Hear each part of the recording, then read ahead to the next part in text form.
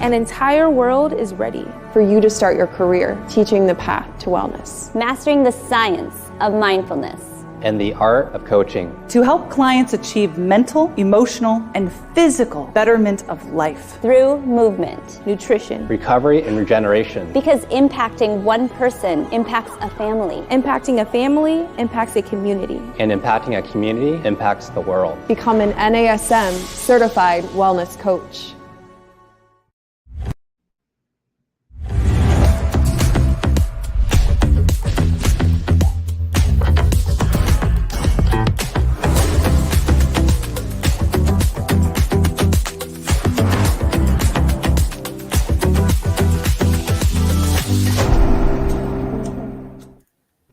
Hello, everyone. Welcome to this week's edition of the Master Instructor Roundtable. I'm Regional Master Instructor Marty Miller here with my dear friend, fellow Regional Master Instructor, Miss Wendy Batts. How's it going today, Wendy? It is good, Marty. How are you? Great. New place, right? So it's like, guess where Marty is? I am in Chicago, of all places, in the United Center. So put me around athletes, put me around athletic population. It worked perfect for today's topic of sled pushes. Yes, you're kind of like, well, like, where's Waldo? Is that how that is? Right. I'm usually not home, so. Right. But you know what? That's what makes it fun. You always are somewhere different. And, maybe one of these days we'll do one international. We'll take our producer on a plane. You and I will go somewhere crazy and do this where we're in the same place, but somewhere maybe exotic. Let's go somewhere crazy. I'm ready to. Maybe we'll get some suggestions. Maybe we'll put that in a poll question today. Put in the comments, where do you want Marty, Wendy, and our amazing producer, Eric, to travel to? And then, of course, we'll get that approved. Yes. Well, I think today, like you said, with you being obviously where you are, which is in Chicago, and then obviously at that point too, talking about us, being able to train different populations. When you were talking about the sled and was like, let's do a podcast on it. I thought it was an exceptional idea. Because Marty, you are very creative, but, there's a lot of really good information, and I'm excited to cover the advantages of sled pushes today on the Master Instructor Roundtable with Wendy Batts and Marty Miller. So Marty, let's talk about the intro. What are we going to talk about? Let's talk about what we're going to talk about. Sled pushes, right? So of course it's more than that. I think everybody that has been here with us before understands that we will do some of the cool, fun, Instagrammable things, but we won't do it if there's not science behind it. So this is where I thought the topic would be great because, my career started out in sports performance, and then I went back into sports performance and fitness in between. But the key thing is the sled push is designed for a reason. And I think some people use it not really knowing that. So we want to discuss that. Then we can talk a little bit about the different techniques and applications, and then some programming ideas. And I think too, we also get hung up, or I know that a lot of trainers that are new, when they hear about a sled push, they think only about, oh, you've got to play football or something where you're, doing this particular sport. But really a sled could be used for any type of population. It's just, you need to have a good rationale of why are you doing it? What are you loading it for? And again, proper form. Mechanics are everything. And, we obviously talk about triple extension, triple flexion. We're going to go into that as well. Yeah, absolutely. I think that it's often overlooked for certain populations, and hopefully we can bring that out today on the why and for the who. So first and foremost, let's dig into the science of basically what is a sled push going to do from a resistance standpoint. So when you look at a sled, you have your starting weight. Now, I'm not worried about what the starting weight is, whether it's just the sled weight itself, whether it's, I've seen athletes do a couple 100 pounds, doesn't matter. That the beginning of the sled, you have to overcome the fact that there's that inertia. You have to get the weight moving. So there's going to be a sharp increase in force production. Now, if you pick the appropriate weight, and we'll talk about a little bit of that later, there'll be a plateau. And then as you get momentum, there'll be a decrease in the force and then a steady application of force, assuming fatigue doesn't set in. So it's a sharp increase, kind of plateaus, and then there would be a decrease once fatigue sets in. So all the resistance is at the very beginning. The reason that this was designed from a sports performance standpoint is how quickly can I accelerate? How quickly can I get my body moving? And in sports, it's not who's the fastest all the time. It's who's the quickest at putting their foot into the ground and getting their force moving in a direction. So that's where sled pushing became very popular. And then, of course, there is a fitness component to it that we'll talk about as well. Yeah. And, when you're thinking about a sled and you load it, and like you said, Marty, the sled is going to be weighted. And even though you're not putting external load on it, to your point, you've got to be able to build that push. So you really need to have really good core strength. And, when we start talking about positioning and everything, that's also very, very crucial. And, when you're looking at the research, well, it makes sense. You really have to apply even more force to get it moving. And then, like you said, with that decrease, it's because you kind of have the momentum going. But then you're going to notice too, and I think the key word you said there was distance, because then you start slowing down, because then the people get tired. And so it's, when you're looking at it, it's not just, to me, something that I use for, like you said, the initial, speed and acceleration from the start, but it's also longevity too, to build endurance, and being able to do that without, putting a vest on, a weighted vest or something, just something different. But there are a lot of different, I think, key components of why you can use a sled as long as you're programming it correctly. Yeah, and we'll jump into this back and forth during different slides. We put these together. You never know where the conversation is going to go. But if you look at true sports performance, athletic populations, they don't push a sled as far as you might think, because once they've elicited that peak force, that's all they're really trying to do. They'll do other techniques for, after that. Now, it doesn't mean you can't push a sled for a distance, but understand at that point, you're getting more into metabolic conditioning, calorie consumption, which is fine.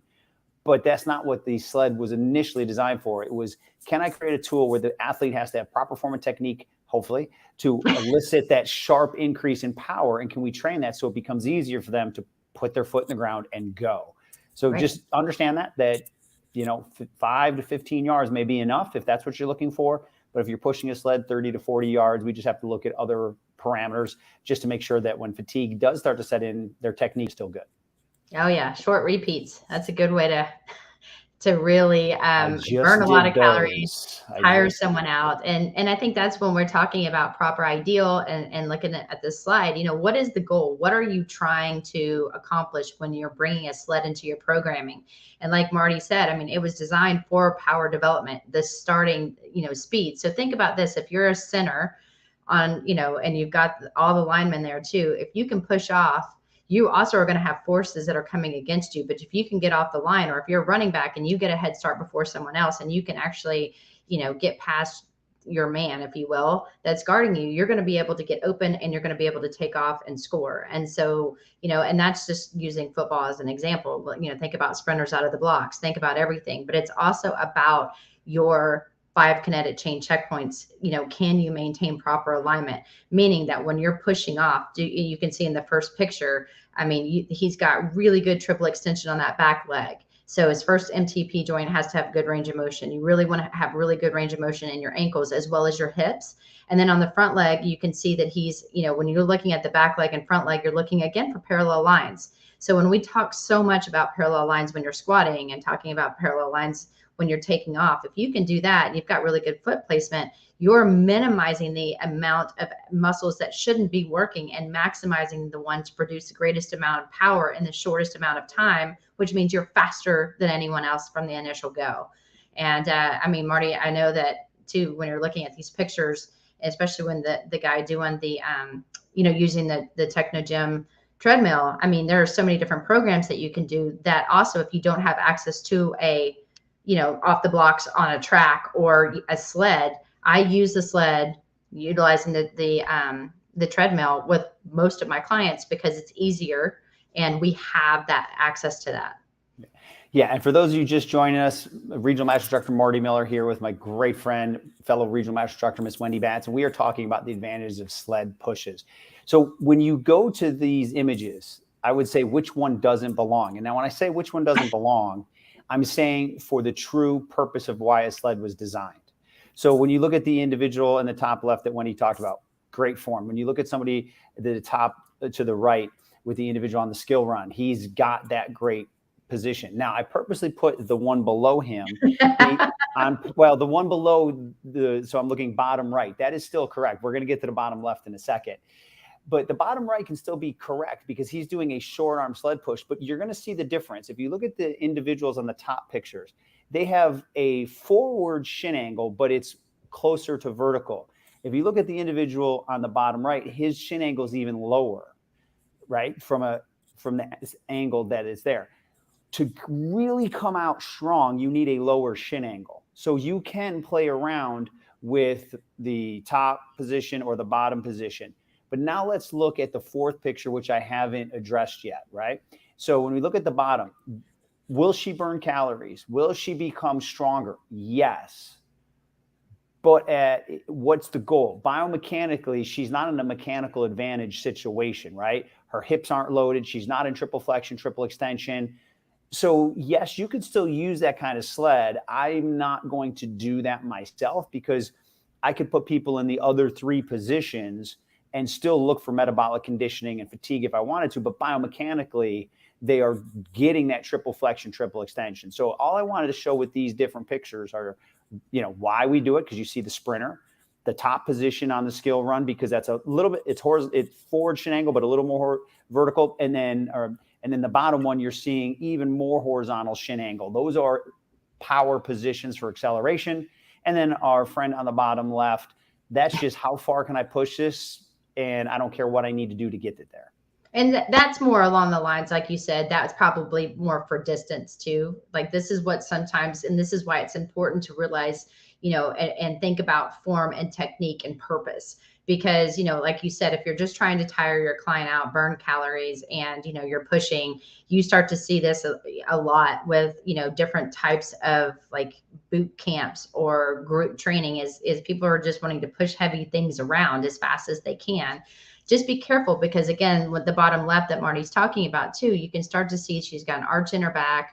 You'll start to see sometimes head starts to drop. So compensations do start to occur. And when you're pushing that kind of load and that kind of weight, no matter how fast it's moving, because again, think about even when we do power, no matter how much we're trying to lift, if it's extremely heavy, like we're doing like a phase 5, power superset, that weight isn't moving very fast, even though our body is trying to apply as maximum force to get it to move as fast as possible. Same thing goes with the lower body and utilizing a sled.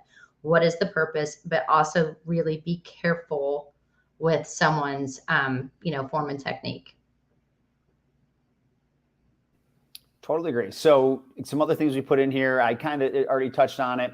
So why use a sled? You and I, Wendy, have talked about that many, if not the majority of things we see in fitness, they do start in the world of sports performance because the science is there. Everyone's always looking for an edge. So weighted sled was designed and used for different reasons and then adopted within fitness. And I will say this, each and every time we talk about this, I love a sled because to me, it's probably one of the top or safest ways to apply force in the lower body. You're not running, you're not jumping. Not a lot of people can run and jump, but everyone can do a sled push because a sled push, again, can be on a curve. It could be a power walk sled push. It doesn't have to look as explosive as an NFL football player might do it. But I could have my mom in her 70s still do a sled push in that higher position. And it could be more like a marching walk, but she's learning to lean forward. She's learning to apply force into the ground. She's learning triple flexion, triple extension. She's engaging her core because she has to, and we're going to coach her to lean forward. So it's fabulous. And there's no, need to run or jump. So I love it for that. And again, it's fun. It's a great way to burn calories as well. So overall, lower body explosive power, increased acceleration, top end speed, and great cardiovascular conditioning tool. Yes, and today Marty Miller and myself, Wendy Batts, are talking about advantages of the sled pushes on today's Master Instructor Roundtable. And Marty, I think it's really, we've covered a lot of good information. And again, it's not to reiterate everything that we've said so far, but there are so many advantages, especially mechanically in our body and the way that we produce force. But when you were talking about the different populations, just recently I went and saw my dad and we were cleaning out a lot of different things. And it was interesting because he's in his 80s and his balance isn't that great. He's losing a lot of strength. So we're working out a lot of different ways. And there were some boxes that we were bringing down from the attic onto the floor. And he had to put his hands on there and he was pushing the boxes in order to get them out of the way because, it was extremely heavy for him to pick up. Some of the stuff we had to move to smaller boxes so we could actually move things around appropriately into the right places. And so another example of translating what we're talking about and biomechanics, how that can translate to everyday activities is he's sled pushing a box, or someone needs to move a couch and they just they can push it or something like that. So there are some things to think about when you're programming, especially with every type of population, because this biomechanically is something that we utilize in life. And it's, if you really think about it, now that you mentioned Wendy, it's a transitional balance, right? Mm-hmm. So we don't think about that if I do a sled push, because it's not, I don't feel that I need to focus on my balance, right? It's not an issue. But for someone like my mom or your dad, if they're in the position like see that picture there, if they're holding on the sled, every time they pick up their foot and they're applying force into it, they may lose their balance slightly, but that's a great way to teach them a transitional balance movement while they repeat that cycle and put their leg into the ground. So we may overlook that when we do it, but for somebody that's at that level and at that age, this could be tremendous for them from that standpoint as well. Yeah, and core strength. I mean, guys, you know how like when you've got straight arms and you're pushing, you have to engage your core or you start to arch your back. And so, you know, when you're looking at application, just keep that in mind. And that's one of the things. We're always going to teach good movement patterns so that we're teaching our brains and we're translating things over into what we're doing. It's going to know how to do it if we're training it the right way. So that's why I love sled pushes. I'm telling you, you know, the little things sometimes, you know, and when you think about this too, you know, when we're looking at this weighted sled, this is pretty heavy. And so when you're thinking about the weighted sled, it's gained a ton of popularity. You're going to see it in a lot of the HIIT classes. You know, I see a lot with, you know, some of my youth guys are coming back in, they're, you know, getting back into sport. And so we're kind of just, you know, realigning the body and working on corrective exercises and everything. And, you know, the focus for them is power output, but then also when you're looking at classes, what they're caring about at that point is that's more, to me, I look at it as how heavy and the distance. So I look at that more as metabolic conditioning versus, like you said in the very beginning, of what the initial intent was, which, like you said, Marty, it may be, you know, 5-10 yards and it's as fast as you can. It's really trying to get good mechanics, staying low, getting up, doing, you know, having that lean. So you can use it in a variety of ways, but to Marty's point, why and what is your population? And then how is that going to translate accordingly? Yeah, and I think one takeaway that I don't see people doing when they're doing sled pushes is I love data. The more data I can get, the more I can be specific with the programming, knowing whether they're peaking, whether they're fatiguing, whether they're gaining. So I have the advantage of using the skill run, which allows me to see the top speed, what yardage I got the speed, and then my power output. Okay, that not everyone's going to have access to that. But what you could do in a sled push, if you have point A to point B, you could still do a stopwatch, right? Mm-hmm. So I should be able, let's say the distance is 15 yards. I should be able to cover that distance in 6 seconds. Well, if I cover that distance in 4 seconds, I just took a third of the time off. My power had to go up. Now, you're not going to be able to quantify it like on a skill run. That doesn't matter. But you now have another data point. You didn't just have them push it from one line to one line. You had the same weight and you're timing them. And then maybe what you do is a fatigue test. Hey, as soon as you get 25% over your known kind of average, you're fatigued. Yeah, I can still have you do it. But now instead of going down from 6 seconds to 5, in the 4s, maybe back to 5, you're at 7.5, game over. Because now I'm just doing it for the sake of doing it. And then we know when fatigue sets in, form and technique have to go out. So just adding even a stopwatch will give you even more to do with that sled than just say, push the sled. Well, and I was, you know, honestly, you know, I use the sled in a variety of ways. Like you said, Marty, you know, I do try to make sure, especially with my track and field guys, you know, I really work on that off the blocks, push off. We you know, we do the start stop. But sometimes even with, like, let's say my basketball players, I'll do it more for conditioning because it is the time on the court and they're having to push people, block people, and they're constantly, you know, they're getting boxed in and they have to figure out ways against weighted big guys to get to the goal. And so sometimes when on the programming side, depending on the day and what we're doing, and like I said, it depends on the sport, I will do it, you know, heavier weight, longer distance, and they have a set time. And I make sure each and every time that time is to go down. So they're, you know, giving me all they got because they don't know if I'm going to have them do it once or twice or 3 times. However, if I mix it all up and they give me a really bad time, I make them do it again. But if, you know, they're actually seeing progressions themselves, and then because they're competitive, they want to beat their score each and every time. And so it's actually fun. It's a huge game, and they're gassed. And if you guys have never truly done a sled with proper form, loaded it and then gone a distance because you've always just worked on that power from the start, just challenge yourself first so you can see metabolically how hard it can be. And if you have really competitive clients, sometimes it's fun to program it that way as well. Yeah, I love it. And then depending on what you're doing, you could always figure out what their weight that they can push in a time, and you could divide that by their body weight and figure out what they're producing per pound of body weight. So you could graph that over time, or you could have a competition saying, hey, can you get over 2 pounds, of push per pound of body weight? There's a lot of things you can do. That's why if you know what the purpose is, know what you're trying to accomplish, what phase of training, and then you grab a little extra data, you can really then take it to another level. Mm-hmm. And on the Master Instructor Roundtable today, myself, Wendy Batts, and Marty Miller are talking about the advantages of sled pulls. And so, we've talked about my old man and how we've got to push boxes, and we've talked about, professional athletes taking it, getting them off the blocks in a short distance, as well metabolically, what we can do over time. So now we're going to start to get a little bit into the data. When we're looking at, just in the industry, what we're seeing very commonly are loaded sleds, with maximum amount of weight, and they're just having the individual push. And so it's fun when you get these teams in there and you're trying to push your teammates around and see who can do it and who gets winded first. And it's a big game. It's fun. But, again, what is the outcome that you're trying to, get out of that? You're building strength. Yes, you're working, your cardio wise, you're working on that as well as obviously triple extension and flexion, but watch the form. And one of the issues that we commonly see, though, is that you're going to see a marked decrease in the speed at which an individual can move that sled.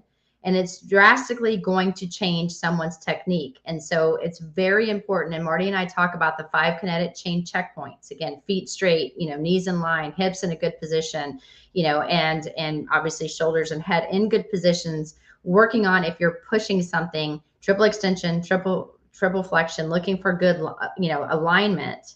Because if you start to see something bad, then that can actually increase bad patterning in the brain, which I mentioned earlier, as well as mechanics. And so super, super important. So you have to be able, as a trainer or a coach or whatever it is that you're doing, you have to find that balance between what's the right amount of load, what is the purpose, and then at that point too, make sure that you've got, a good resistance level that somebody can do it correctly each and every time.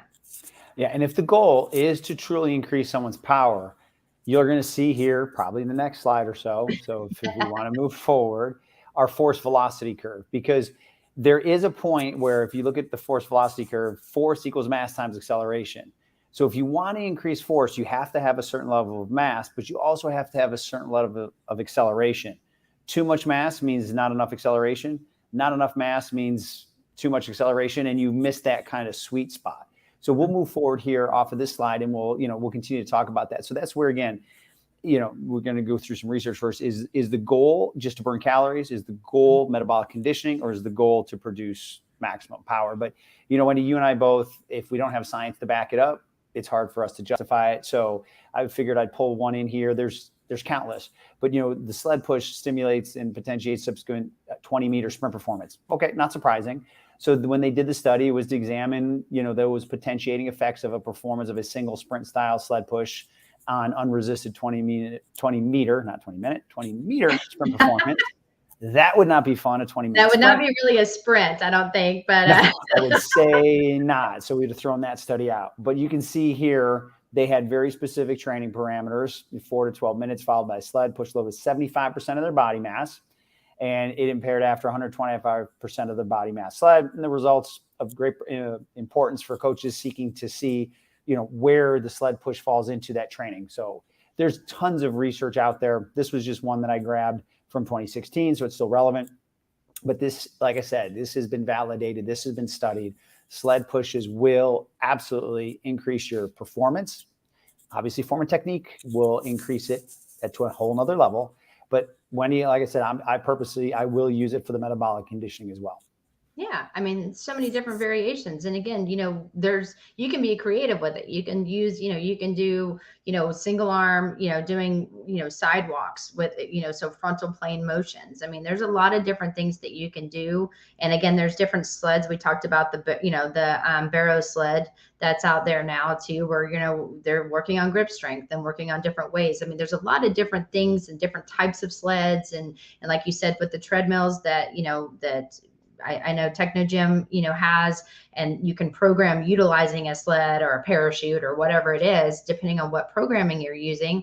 You get a lot of really good information. But again, use it as an assessment too, because you're going to see over time, especially if you are working with professional athletes, what is it that you're trying to achieve? If it's off the blocks, you want to make sure that they are more powerful and that they can get off, out of those blocks even faster from the time they came in to the time that they leave, to show that you actually are helping them, in programming them correctly. Same thing with your, my basketball players. I want to see that their time's decreasing, that they have better conditioning before they leave to go back into the season. And it's one of the things they hate. Marty, we've interviewed one of my professional basketball players, and he hates the sled, but we know we do it and he appreciates it. It's a love-hate. It's a love-hate relationship. Yeah. Maybe it's a hate relationship, but there's a little bit of love in there. You know what? The outcome when he gets back on that court, he's in money. And you know what? Then he loves me. During it, he doesn't pay me to like him. He pays me to train him and get him ready for the season. So couldn't agree more. Right. So for those of you just jumping in, Marty Miller here with Wendy Batts on the Master Instructor Roundtable, and we are talking everything about sled pushes and the advantages of why you should consider maybe putting it into your programming. So finished up with that research. So we'll move forward here. And this, as I was Here's talking your bell about, curve, Marty. Shocking, is the force velocity curve. So we can also talk about how you can use the sled throughout all phases of training. Stabilization, Wendy, I'll do a lot of one-arm sled pushes for counter rotation and a very slow, methodical walk. And when they bring that foot up, they have to hold it. Then they have to put it back down. So it can still fit in stabilization. Strength, we've talked about. Maybe you put a little more weight on there and, maybe slow down the pace a little bit. And then power, you're going to try to hit that sweet spot of the right amount of weight so they can have maximum force production. So don't think of sled as one phase of training. So when you look here at the slide, we've done this on another Master Instructor Roundtable, that maximum strength, you're going to have less velocity. Maximum speed, you're going to have less force. But the sweet spot in there is at that strength speed or speed strength, where there's load still with acceleration. So use the curve, use all parts of it, just like you use all parts of the model. We're not saying one is better than the other. Just have an understanding of maybe what would be the beginner to intermediate to advanced. And at the end of the day, what am I trying to accomplish? Max strength, metabolic conditioning, or max power. That way you know how to load the sled appropriately for your clientele. Great slide, Marty. One of my favorites, I will say. And then, but as we've talked about throughout this entire webinar, is you have to be safe. And just remember, you don't look at it as age. We've always talked about, age is just a number. It's what is the programming? What are their outcome? What are their goals, their SMART goals? What are they able to do? And make sure that you get someone prepared to do sled pushes if you're going to put it and program it into their workout for that particular day or week or whatever, phase of training they're in. As Marty just said, you can use it in all 5 phases. And, I love the little guy that's right here on awesome. The bottom, on the right side, because this was my child, by the way. He loves to go on, into the gym, and he loves to get on that treadmill and push. How much can he push? How fast can he go? And he's so excited. It's a lot of fun. And so that's one thing about the sled, is you make it as fun as you want it to be. And, like I said, it could be a love-hate relationship, or but there is an outcome. Right. And I think it's great that we start training this type of training early on in youth, more than just maybe putting a bar on their back. That's a whole nother conversation. But also for the senior, when you look when you look at a senior, they're going to lose their power before they're going to lose their strength and their endurance. So it's so crucial for them to have some level of power, what's safe to them. So going back to my rules of fitness, do no harm, give them what they want, when you give them what they need, and then have fun. A sled covers all 3 of those, because a sled, if you're ready, you got to earn the right to even do a sled in the stabilization phase, but that's a great way to teach people triple flexion, triple extension. But it can be non-invasive, unloaded, just movement patterning, very light. Then even just a little bit of load, one foot is always in contact with the ground. They're not running, they're not jumping. It's a great way for them to develop metabolic conditioning, core stability and strength, upper body coordination as well, but then also that lower body power that they urgently need as people age. It's to me, a sled is going to be around for a long time in my life. I'm not at that point where it's right, but you get my point, Wendy. So you're saying you get what you train for. So I think Right. that's called the SAID principle. So those of you guys that have gone through our textbook and our content know how important it is to train in all three planes of motion, utilizing different ways. Make sure that you're training different loads, different tempos. Think about the acute variables. Make sure it makes sense. Make sure the 5 kinetic chain checkpoints are dialed, and have a rationale for your choices. So that's basically my key takeaways. And I know that's what's coming up. Hey, what do you know? I think we covered the why, right? I think we covered that pretty well. Form and technique, not shocking. If Wendy and I are talking about anything, that somehow comes up, and assessments. But with this one, we just want the form and technique. Safe and effective, and having fun. So I highly recommend that people, again, you're your first client, try out the techniques yourself, try the different phases, try different versions of it. Just understand, if you're flexed at 90 degrees at the hip, you can do that, but it's biomechanically maybe a little more challenging on the low back, but doesn't mean you can't do it. And from there, I think it's a great opportunity to bring something new into your clients and your own training if you have not used it yet. Yeah. And think about this with that comment of the 90 degree, Marty, and sorry to kind of step back for a second. If you're bent at 90 degrees, think about reciprocal inhibition. Is one muscle shortening, the other one has to lengthen. And if you're thinking about shortening the hip flexors, because you're bent at 90, you're not getting maximal output from the glutes, which again is a power producer, especially in sprints and running mechanics. And so what is the purpose? Make sure that the technique is there, and make sure that you're activating or utilizing the right muscles that you're trying to target when you're doing some of these movement patterns, because you can, with certain positionings, decrease activation to some of the prime movers that should be fully engaged when producing, especially utilizing a sled. And that's where, because everything you said, a lot of people make that sled push almost a little bit upper body focused. Yes, indeed.